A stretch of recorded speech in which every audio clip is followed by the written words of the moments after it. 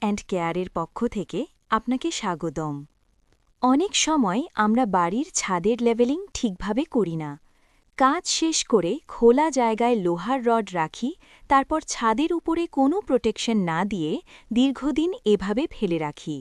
সাবধান, এখনই এই ছোট ভুলটাই অজান্তেই আপনার বাড়ির জন্য বড় ক্ষতির কারণ হয়ে দাঁড়ায়।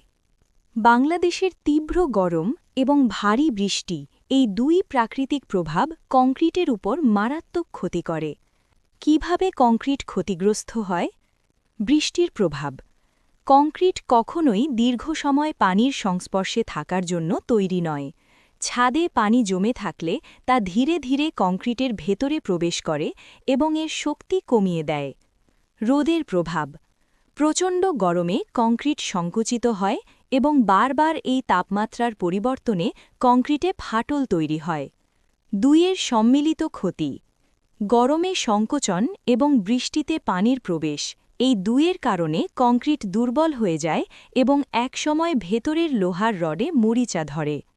সমস্যা হল, এই ক্ষতি শুরুতে বোঝা যায় না। যখন চোখে পড়ে তখন অনেক দেরি হয়ে যায় এবং ১০০% সমাধান পাওয়া কঠিন হয়ে পড়ে।